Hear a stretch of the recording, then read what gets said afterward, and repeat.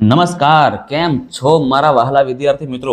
મારું નામ છે જયેશ રાઠવા અને તમે જોઈ રહ્યા છો નચિકેત સ્ટડી. આપણે આ વિડીયોની અંદર શીખવાના છે કે મધ્યક કેવી રીતે શોધી શકાય.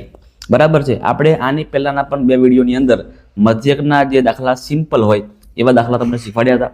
તમને થોડી ઘણી પ્રેક્ટિસ થઈ પણ ગઈ હશે. હવે આપણે વધારે મજબૂત પ્રેક્ટિસ કરવા માટે ફરીથી એક મધ્યક શોધવાનો દાખલો લઈને આવી ચૂક્યા છે. અને મિત્રો, આ દાખલો જુલાઈ 2022ની અંદર અને જૂન 2024માં પૂછાઈ ચૂકેલો દાખલો છે. એટલે આની પર તો ખાસ ધ્યાન રાખજો. ચલો, રકમ શું કહે છે સૌથી પહેલા એ સમજી લઈએ.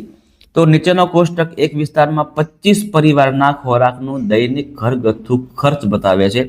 બરાબર છે. તો એના પરથી આપણે મધ્યક શોધવાનો છે. મધ્યક શોધવા માટે આપણે 5 ખાનાવાળો કોષ્ટક બનાવીએ છીએ, એ તમને બધાને ખબર જ છે. ત્યાર પછી 2 ખાના જે છે તમને આપેલા જ હોય એ પણ તમને ખબર છે. બાકીના જે 3 ખાના છે તમારે બનાવવાના છે. તો એ આપણે અત્યારે બનાવીએ. ચાલો, સૌથી પહેલા શું હોય તો કે સૌથી પહેલા આપણી મધ્ય કિંમત શોધવાની હોય. એટલે કે આ મધ્ય કિંમત શોધવી પડે.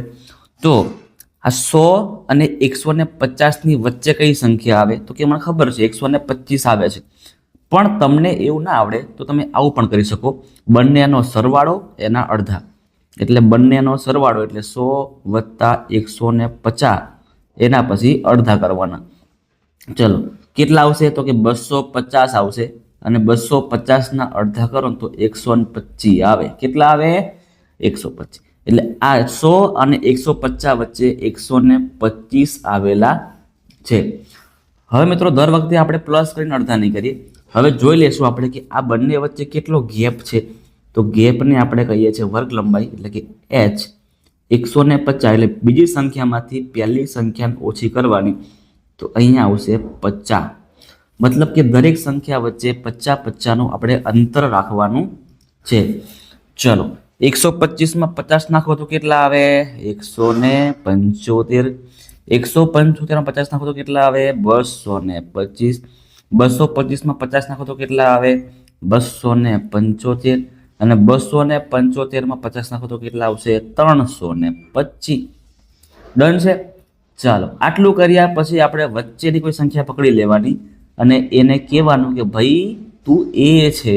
શું કહેવાનું એને? ભાઈ તું એ છે. ચલો, હવે એ મળી ગયા પછી જે એની સામેનું ખાનું હોય ત્યાં 0 કરી દેવાનું. અને ઉપર બધી માઇનસ સંખ્યાઓ, નીચે બધી પ્લસ સંખ્યાઓ કરવાની થાય છે. ત્યાર પછીના ખાનામાં શું કરવાનું તો કે ભાઈ આ FI અને UI નો ગુણાકાર કરવાનો છે. ચલો, કરીએ આપણે. 4 × 2 4 × 2 8. 5 × 1 5 1 5. 12 × 0 12 0 0. 2 1 2 1 2.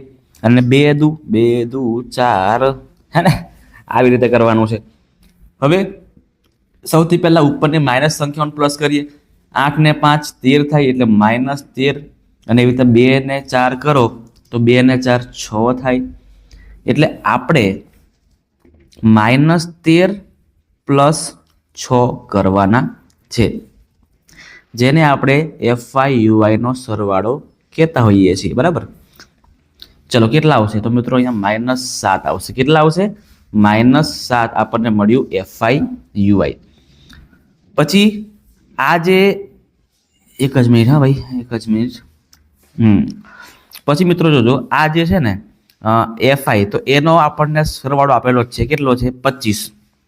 હે ને? જો એ રહ્યા કે 25 પરિવારના ખોરાકનું છે એટલે 25 આપણું સિગ્મા FI મળે છે. હવે શું કરવાનું તો કે ભાઈ હવે કશું જ નહીં, સૂત્ર મૂકીને ઠપકારવાનું છે, બીજું કંઈ નહીં કરવાનું. તો સૂત્ર છે આપણું x બાર બરાબર a plus sigma FI UI છેદમાં સિગ્મા FI ગુણ્યા h. કિંમતો મૂકો. કિંમતો a ની કિંમત છે 225. સિગ્મા FI UI આપણને મળ્યું છે -7. FI આપણને 25 મળ્યા છે અને આ આપણને 20 મળ્યા છે. ઉડાવવાની મજા આવે એવું છે, કારણ કે 25 દુ ડાયરેક્ટ 50 થઈ જશે. હે ને?